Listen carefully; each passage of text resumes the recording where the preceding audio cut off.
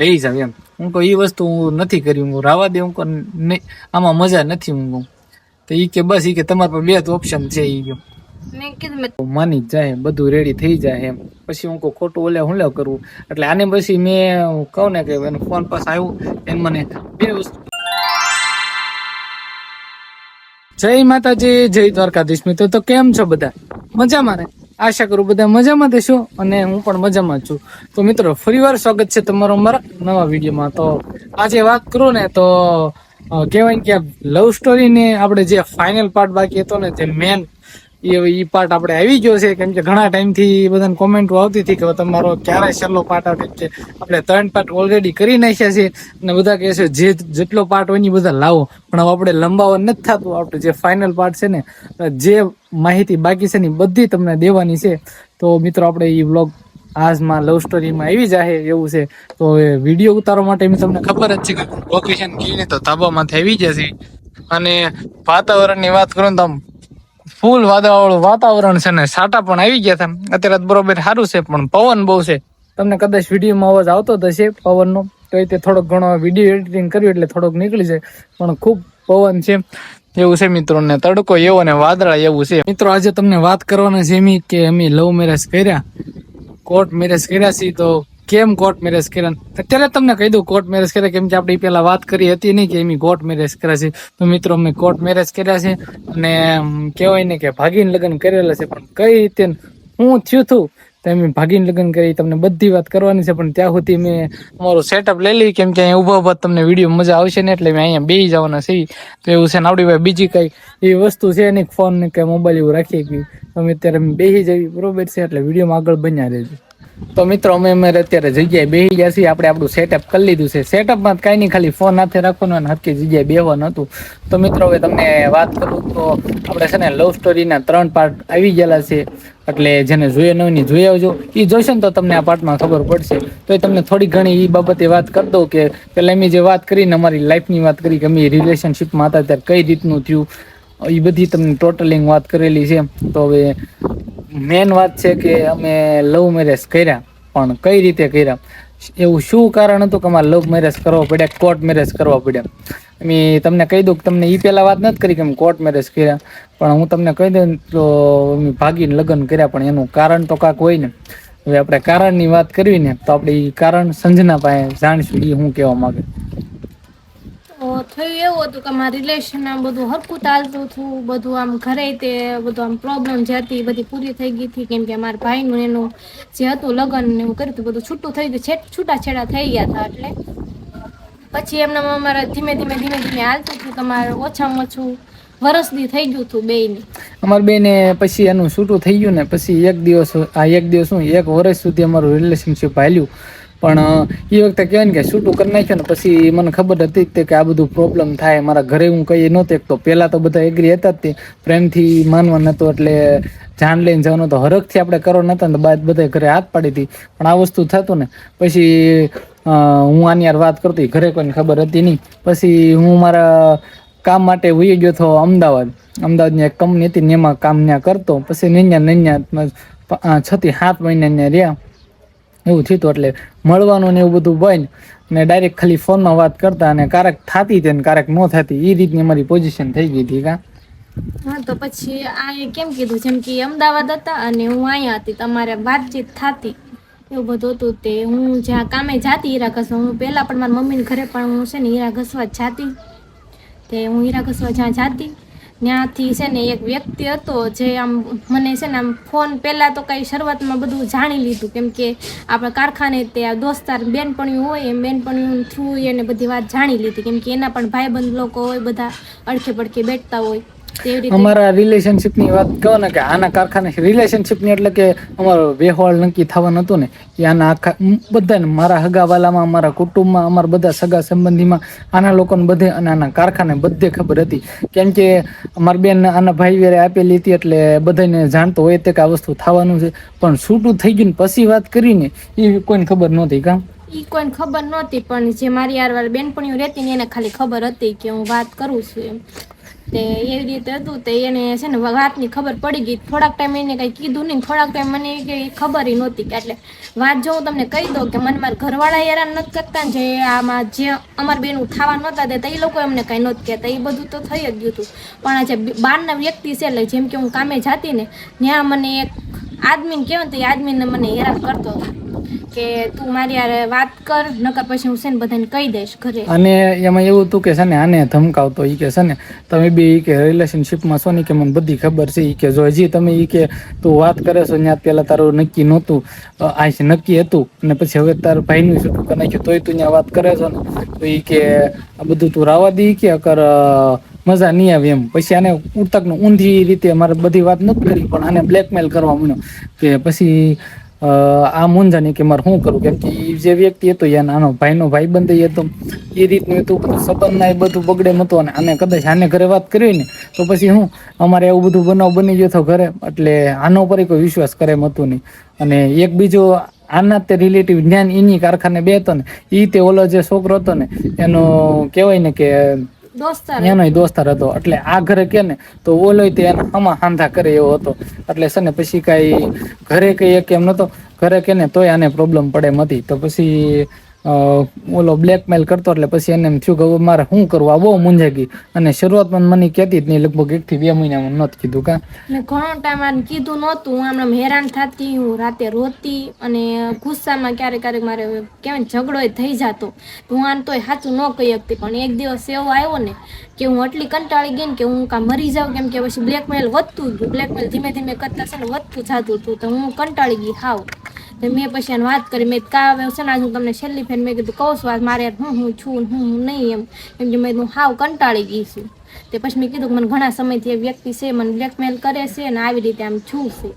બ્લેકમેલમાંથી એમ કહેતો કે છે ને તું વાત કરે નહીં કે હું બધાને કહી દઉં. અને પછી એમાં એવું હતું કે આની ફેમિલીની વાત જાય કે આ બધું થઈને એમની વાત કરવાનું, પછી જો આને આ વ્યક્તિને એ વ્યક્તિ આના ઘરે બધું કહી દે ને તો પછી અમારે વાત કરવાનો પ્રોબ્લેમ બધું ઊભો થાય ને ખોટું ઊંધા બધી વાતો કરો મને. એટલે પછી છે ને બીક એ વાતની હતી કે આ વસ્તુ છે ને કે બધું ઉડી જાય ને એટલે પછી ખોટું આબરૂ ને ઓલું છે ને એ વસ્તુ ન કરાય એમ. એટલે મૂંઝાતી થાય કે શું કરવું, કદાચ કે હું વાત કરીશ ને તો મારા ઘરે કોઈ માનશે નહીં. અને મને કહેવાથી બીતી જ તે કે ખોટો કે મારો જ વાંક કાઢશે એમ બધા. કેમ કે બધા મેં કીધું મારો જ વાંક કાઢશે કે તારો જ વાંક છે, કેમ કે હું આનું કદાચ હું ઘરે ઓલા વ્યક્તિનું કહું તો ઘરવાળા એમ કે નહીં તારો જ વાંક હશે, કેમ કે હંમેશા ગમે ના જોઈને છોકરીઓનો વાંક જ પહેલા આવતો હોય છે. અને જો મેં હું આને કહીશ ને તો આ એમ કહેશે કે તે મને પહેલા કેમ ન કીધું. તોય મેં હિંમત રાખીને એને કહી દીધું, કેમ કે મારા ઘરવાળાને હું નહોતી જ કહી શકવાની, એટલે મેં આને કહી દીધું. અને પછી છે ને ઘણું આમ મને રોવું આવી ગયું બહુ, એટલે આમ કહેવાય ને ખાવા કંટાળી ગયેલા માણસ કેમ હોય કે કરવા સિવાય કઈ વિચાર ન હોય, એ રીતનું મને કીધું તોય મેં હિંમત રાખીને કહી દીધું.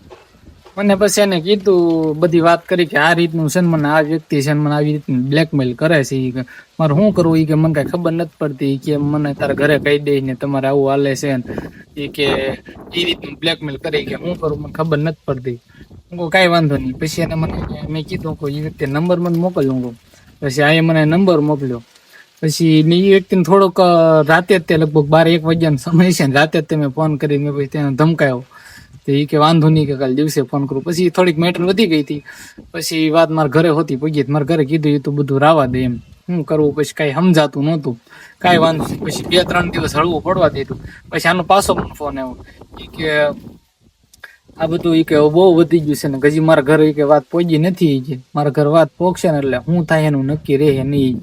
કે આપણે આજ નહીં કાલે આપણે જ લગ્ન કરવાના જ છે અને બીજે તો કરવા નથી. કેમ કે આમાં એવું છે કે જો કે તમારા હું નહીં કરું ને તો અત્યારે આખા મારા કુટુંબમાં એ કે બધે ખબર છે, મારા સગા સંબંધીઓમાં બધે ખબર છે. અને તમારે એવું જ છે કેમ કે મારા ઘરે આવતી એટલે મારા હગાવાલામાં પછી બધે એને ખબર હતી તે કે આ વ્યક્તિને આની હારે જ થવાનું છે એમ. એટલે પછી કે અહીંયા નહીં થાય ને પછી ગામ રાજી થાય એમ, કેમ કે જ્યાં હોય ને પછી આમ બધું બરોબર ન લાગે એમ. હું વાત તારી હાશી. પછી હું મૂંઝાણો કે હવે કરું તો કરું. ઘરે હું મારા પપ્પાને ઘરે કોઈને વાત કરી ન, એમ કે ઘરે મને ચોખ્ખી ના પડતી હતી કે હવે આ વસ્તુ નથી કરવાની થતી, પ્રેમથી ન મને એટલે કઈ નથી કરવાનું. મારે શું કરવું ફૂલ મૂંઝાણો. કોઈને આપણે હું આ વાત વ્યતીત કોઈને કહીએ કે એમાં જતા નહીં. પછી 2 દિવસ તો મેં મારો ફોન બંધ કરી દીધો. કા ફોન બંધ કરી દીધો ફોન. હું એક તો બહુ મૂંઝાણી લેતી કેમ કે મેં જો ખરે રોજ હું જેટલા દિવસ કહેવાય ને અમે જે વસ્તુ જોઈએ ને પછી લગભગ 5-6 દિવસ જ તે પણ એવા દિવસ નીકળ્યા ને મારા કે આમ રાતે આમ કહેવાય ને ઊંઘ ન આવે ને વિચાર જ આવે કે ઘરે ખબર પડશે તો શું થશે, ઘરે ખબર પડશે ને એટલે સીધા મેં કીધું લગ્ન કરી નાખશે. અને મારી હારવાર છે કદાચ કોઈ બીજા હારે મને લગ્ન કરાવ તો એની જિંદગી ખરાબ, મારે એમ કીધું હારવાર કરવાની રહીને એમ કેમ કે આપણે એને પસંદ ન કરતા ને બીજા હારવાર જિંદગી કેમ કાઢવી. એક જ એવો જ વિચાર આવતા કે હવે હાલો આ વ્યક્તિ આપણી લાઈફમાં નથી તો હવે બીજો વ્યક્તિ આવશે ને એ કઈ રીતનું હશે ને એની હારે આપણે કેમ બધું સેટ થશે.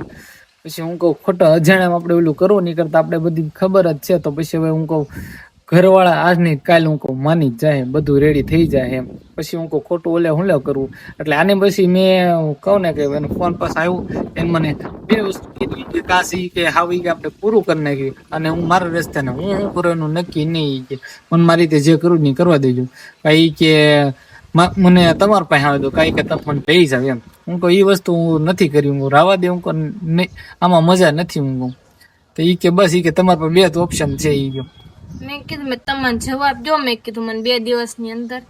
તે એને કાંઈ મને જવાબ દીધો નહીં. 2 દિવસ જેમ થવા આવ્યું પછી તો આમ કહેવાય ને કે હું ઘરેથી હાવ કંટાળી ગયેલી હતી ને રોજ બીન જીવું એની કરતાં પછી મેં પગલું કહેવાય કે મેં નક્કી કરી નાખ્યું કે બસ હવે રહેવું નથી મારે ઘરે. કેમ કે મેં કીધું બ્લેકમેલ તમે હજારો માણસો એવા ઘણા હોય જ છે જે ઘણી ફેર આપણે કાંઈક છું હોય આપણે કંઈ ન ઓગતા હોય, મા બાપને ન કહ્યું કોઈને કંઈ ન ઓગતા હોય ને છોકરીની જાત છે એટલે તમને ખબર જ હોય છે કે આવું બધું થતું આવતું હોય છે. એટલે પછી મેં આ છે નક્કી જાતે કરી નાખ્યું કે હવે જો હું જીવું તોય ભલે ને મરું તોય ભલે. તે હું પછી કહેવાય ને કે હું મારી છે ને ઘરેથી નીકળી ગઈ. કપડાને હું લઈને મારે થોડાક પૈસા પડ્યા થતી હું લઈને નીકળી ગઈ ઘરેથી અને બસમાં બેઠ ગઈ ભાવનગરની અમદાવાદમાં. કેમ કે આ અમદાવાદ રહેતા હતા એટલે આને ખબર હતી. આને પછી એમાં એવું હતું પછી મેં એમ ન કીધું કે હું કરું હું નહીં વાંધો નહીં કરતા 2 દિવસમાં જવાબ આપું. પણ એ 2 દિવસમાં જવાબ આપવાનું મેં કીધું ને એ વખતે મેં મારો ફોન બંધ કરી દીધો. મારો ફોન લાગી નહીં બધું બંધ ના.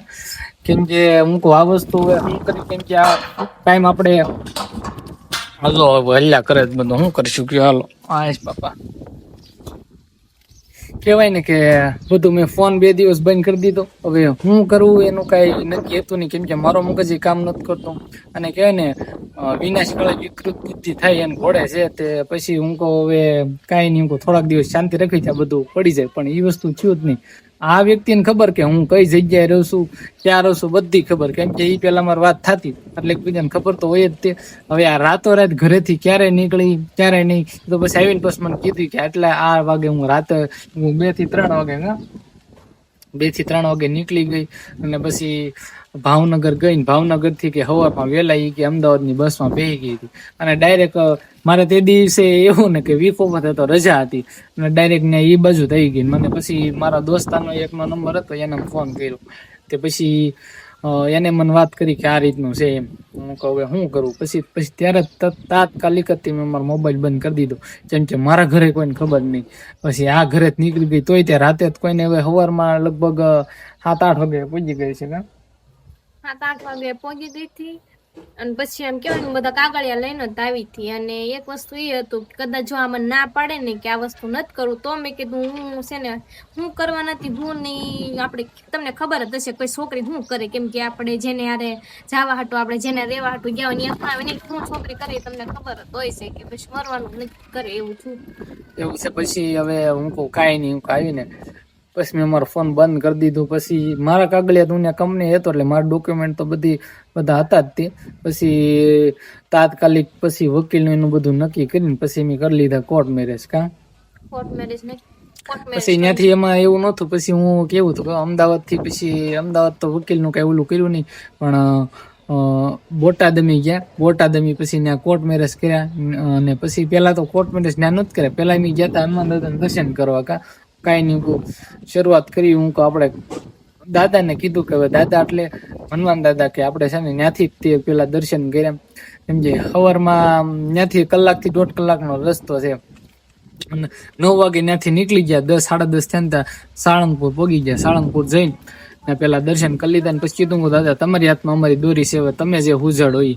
પછી ત્યાંથી દર્શન કરીને ત્યાંથી પછી ડાયરેક્ટ વકીલ પાસે ગયા. ત્યાં કોર્ટ મેરેજ કર્યા. કોર્ટ મેરેજ કરીને પછી અમે ત્યાંથી પાછા નીકળી ગયા હતા. એવું થયું હતું. પછી પાછા ગયા ક્યાં અમદાવાદમાં તો ત્યાં તો હું લગભગ 7 થી 8 મહિના રહ્યો હોય એટલે બધી આપણને ઓળખાણ બધી થઈ ગઈ હતી ને પછી તાત્કાલિક રૂમ ને એવું ગોઈતું ને બધું એડજસ્ટ કરીને પૈસા નહીં તે પૈસાનો જોલ કર્યો પછી અમુક દોસ્તાને ફોન કરીને એને કઈ વાત કરી નહોતી પણ ફોન કરીને મગાવી લીધા એવું થયું અને પછી ત્યાં નિન્યા પછી અમદાવાદમાં હું જ્યાં નોકરી કરતો ને ત્યાંથી થોડાક તે દૂર નેમી રહેતા હતા 1 થી 1.5 મહિનો રહ્યા પછી કામનું સેટિંગ આવતું નથી પછી પાછી જગ્યા ફેરવી નાખી દઈ કા એવું થયું અને પછી ઘરે હું થયું હું નહીં કાંઈ સમાચાર જ નહીં હવે પછી ઘરનું ટેન્શન આવી જાય કે ઘરે મેં કીધું નહોતી અને આને તો કોઈ ઘરે વાત કાંઈ કરવા નથી જ નહીં અને પછી શું કરું હું નહીં કાંઈ ખબર પડતી નથી પછી થોડોક ટાઈમ થયો ને એટલે પછી એક કોન્ટેક્ટ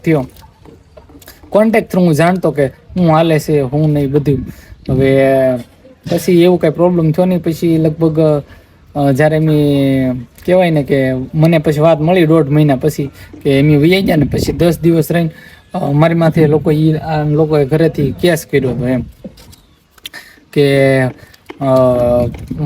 કે તમારો છોકરો અમારા છોકરીને લઈને વહી ગયો એમ તે હું કહું ભારે કરી હું કહું શું થાય કે ઘરે બધા વાત એમ આવી ગઈ હતી મારી પાસે કે ઘરે પોલીસવાળા ધક્કા ખાય છે ને આ રીતનું થાય છે પછી મેં ડાયરેક્ટ ફોન કર્યો મારા વકીલને હું કહું સાહેબ આઈથી શું કરવું જોઈએ એમાં કાંઈ વાંધો નહીં કે એક નોટિસ જવા દો એટલે કે બધું ઓકે રેડી થઈ જાય પછી ડાયરેક્ટ વકીલ હસ્તક નોટિસ કરાવી એ બધું મોકલી દીધું પાછું અમારે જે પોલીસ સ્ટેશન લાગે ને ત્યાં એટલે બધી શાંત પડી ગયું પછી કહેવાય ને કે ટાઈમ જતા બધું હળવું થતું ગયું પછી કાંઈ પ્રોબ્લેમ આવ્યો નથી નહીં તો લગભગ 5 થી 6 મહિના અમે અમારા ઘરની બહાર રાખ્યો આના ફેમિલીથી દૂર ને મારી ફેમિલીથી દૂર અને પછી મારા ઘરે મારે કોન્ટેક્ટ નહોતો હવે એવું હોય કે પછી છોકરાને અમુક કહેવાય ને કે સપોર્ટ કરવાવાળો હોય પણ મારે ઘરેથી સપોર્ટ નહોતો કે હવે હું કરવું હું નહીં એમ હવે આના ઘરેથી નહીં મારા ઘરેથી નહીં એટલે પછી બે રીતે અલગ રીતે જ અને મારે કેવું છે કે હું પહેલાંથી બહાર એકલો રહેલો રહ્યો ને એટલે મને તો પછી ટેવે જ ગયા હતા પછી કામ ધંધે ચડી ગયા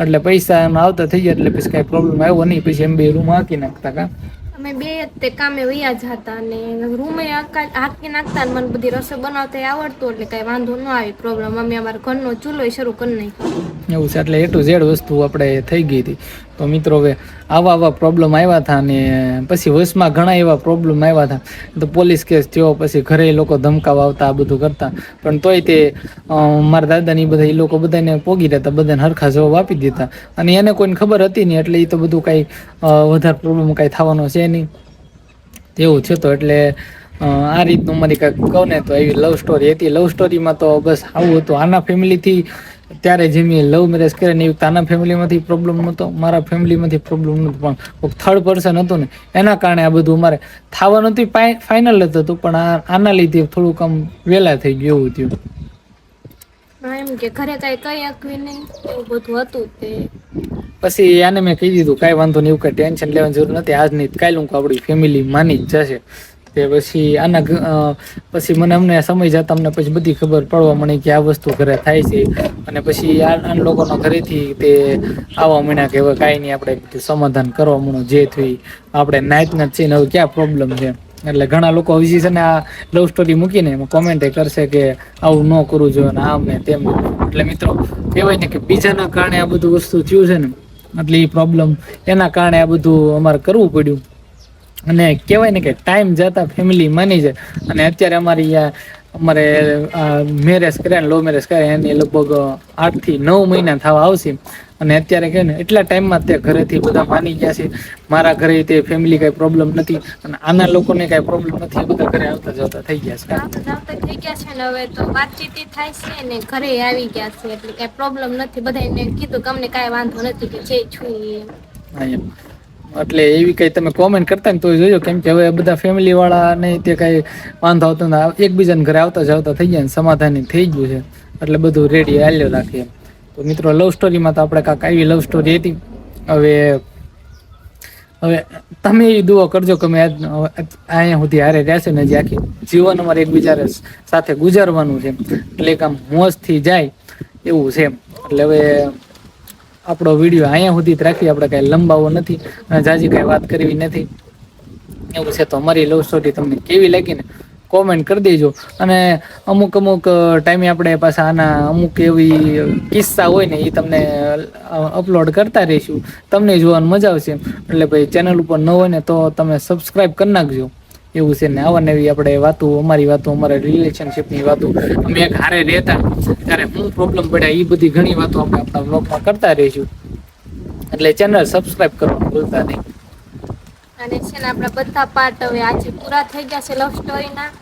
તો છે ને ન જોયા હોય ને એ બધા ભાગ જોઈ આવજો. અને આપણો છેલ્લો ભાગ છે એવું છે. તો હવે અમુક આવશે એવા કિસ્સા આવશે. બાકી અમારી રિલેશનશિપમાં હું તો એ બધી વાત કરી નાખી અને અમે કોર્ટ મેરેજ શા માટે કર્યા એ તમને બધું કહી દીધું છે. તો મિત્રો બસ હવે આપણે આજનો વિડીયો કેવો લાગ્યો કોમેન્ટ કરતા જાજો. અને ચેનલ ઉપર ન હોય ને તો સબસ્ક્રાઇબ કરવાનું ભૂલતા નહીં. તો મિત્રો હવે મળશું પછીના વ્લોગમાં. અને આ મિત્રો હવે તમારા સપોર્ટની પણ બહુ જરૂર છે. એટલે હવે સપોર્ટ આપતા રહેજો ભાઈ. એક નાના ભાઈ સમજીને આપતો, તમે મારથી મોટો એક નાનો ભાઈ એ રીતનું છે. એટલે હવે અમારા બેના વ્લોગ આવશે, પછી અમારા ફેમિલી વ્લોગ પણ આવશે. એટલે ચેનલ સબસ્ક્રાઇબ કરવાનું પાછા ભૂલતા નહીં. તો સારું મિત્રો, જય માતાજી, જય દ્વારકાધીશ. હવે મળશું પછીના વ્લોગમાં. ત્યાં સુધી બધાને આવજો. Bye bye.